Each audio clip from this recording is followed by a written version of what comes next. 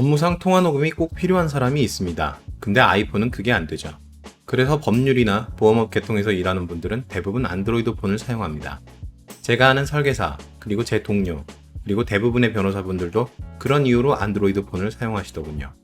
물론 아이폰을 가지고 있더라도 별도의 기계를 써서 녹음할 수도 있고, 아니면 핸드폰 2대를 놓고 스피커폰을 통해 녹음하는 방법도 있습니다. 하지만 업무용으로 상시 사용할 방법은 절대 아니죠. 그래서 오늘은 아이폰으로 업무용 통화를 녹음하는 방법에 대해 알아보겠습니다. 보시기 전에 좋아요랑 구독은 눌러주실 거죠?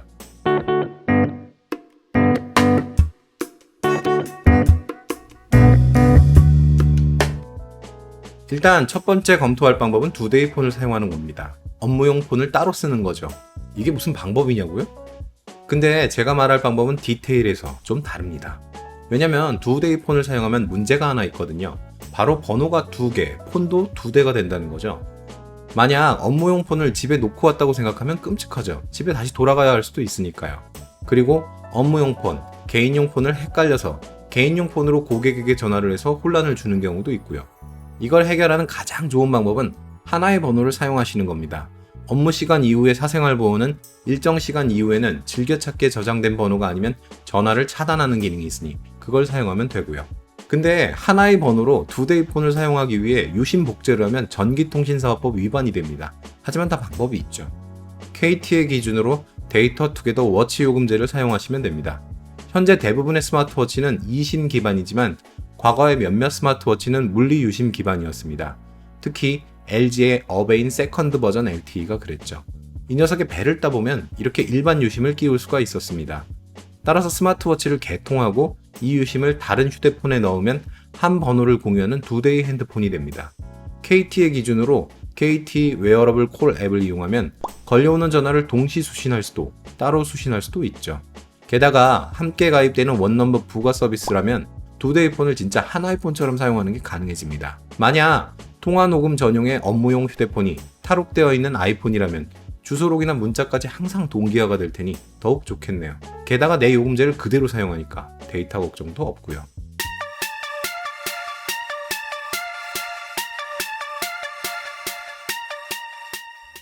두 번째 검토할 방법은 탈옥입니다.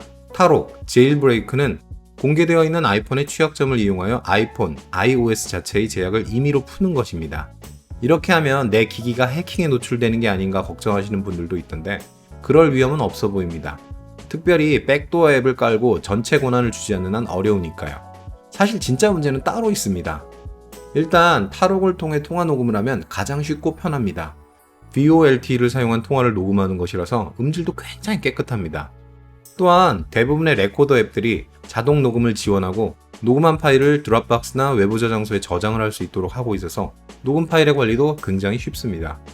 게다가 최초의 녹음용 앱을 구매하는 것 외에는 별도로 드는 비용도 없습니다. 앞으로 말할 단점만 없다면 정말 추천하고 싶은 방법이죠. 단점은 은행의 뱅킹 앱을 사용하지 못한다는 겁니다. 탈옥 감지를 하거든요.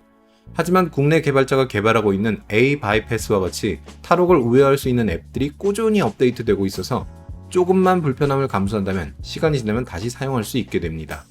근데 제가 나이가 먹어서 그런지 이게 짜증이 나더라고요.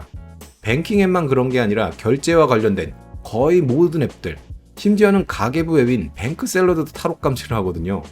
그리고 정말 알 수 없지만 셋탑박스 리모컨 대체용 앱인 KT의 올레 TV 플레이 같은 것도 탈옥을 감지합니다.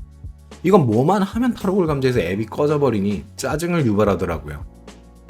또 다른 단점으로는 탈옥한 현재 버전에 계속 머물러야 한다는 문제가 있습니다. 왜냐면 탈옥 툴이 개발되기까지는 시간이 걸리는데 그때 이미 아이폰은 새로운 OS로 계속 업데이트 되거든요. 그래서 한 버전에 계속 머물러 있어야 합니다. 게다가 새로운 기기로 바꾸고 싶다면 다음 탈옥 툴 개발 전까지 신제품을 사서 보관만 하고 있어야 한다는 얘기가 됩니다. 여기에 애플워치까지 가지고 있다면 이 문제의 복잡성이 더 커지죠. 그러니 귀찮은 걸 싫어하는 아재들이라면 짜증이 날 수밖에요.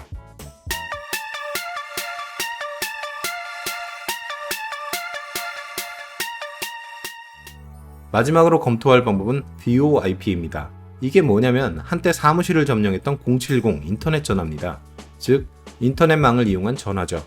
070이 아니라 카카오톡의 보이스톡을 생각하면 더 쉽겠네요. 현재 우리나라에는 말톡, 아톡, 스위치 등의 VoIP 사업자 등이 있습니다. 그 외에도 심박스를 사용하는 방법도 있는데 통화 음질이 별로라고 하는 사람이 있어서 이 방법은 써보지 않았습니다. 사업자들의 서비스 중 아톡과 스위치를 써봤고 지금부터 말하는 방법은 스위치라는 사업자를 통하는 방법입니다. 이 서비스는 현재 사업자들 중에서 가장 싼 요금제를 자랑합니다. 게다가 발신도 4번으로, 착신 전환을 한다면 수신도 4번으로 할 수 있습니다. 게다가 가장 큰 장점은 통화가 자동 녹음되는 것과 동시에 AI에 의해 따로 녹취록이 만들어진다는 겁니다. 그리고 신생업체고 다른 부가사업 없이 이 통화 녹취 기능에만 신경을 쓰고 있기 때문에 고객센터의 대응이 정말 빠릅니다. 하지만 역시 단점이 있습니다. 자동 착신 전환 서비스가 KT 기준으로 월 통화 300분만 가능하고 이 시간이 넘으면 자동 해제됩니다. 그리고 고객센터에 전화해서 다시 신청하게 되면 그때부터 초당 1.98원씩의 비용이 추가적으로 발생하게 됩니다. 물론 다음 달이면 월 통화 300분이 복원되지만 말이죠. 이 외에도 스위치 앱 자체의 문제로 부재중 전화를 배지 등으로 알려주질 않아서 모르는 경우도 많고 애플워치로는 전화통화를 알려주질 않는 사소한 문제도 있습니다. 근데 지금까지의 문제가 돈으로 해결하면 되거나 귀찮은 정도의 문제라면 이보다 더 큰 문제는 현재 음질이 불균형하다는 겁니다. 데이터를 사용하기 때문에 와이파이에서 LTE로 전환될 때 아니면 인텔 모뎀을 사용한 아이폰 X부터 아이폰 11까지는 위치에 따라서 전화통화에 딜레이가 발생하거나 음질이 좋지 않은 경우가 생깁니다.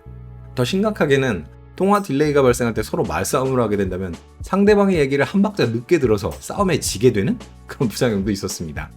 하지만 이런 문제에도 불구하고 첫 번째 방법처럼 물리적인 불편함이나 두 번째 방법처럼 짜증을 유발하지는 않아서 현재까지는 가장 추천하고 싶은 방법입니다. 손해와 보험연구소. 돈 내는 보험에서 돈 받는 보험으로 보험금 지급만 연구합니다. 여보 왜? 전화기 또 바꿨더라? 통화녹음 때문에 어쩔 수 없었어. 음질이 좋지 않아서 말이야. 뭐? 속구만 살았어? 야 마누라. 만약 통화 녹음이 되지 않아서 아이폰을 사용하지 않으시는 분이 있었다면 이 영상이 도움이 되길 바랍니다.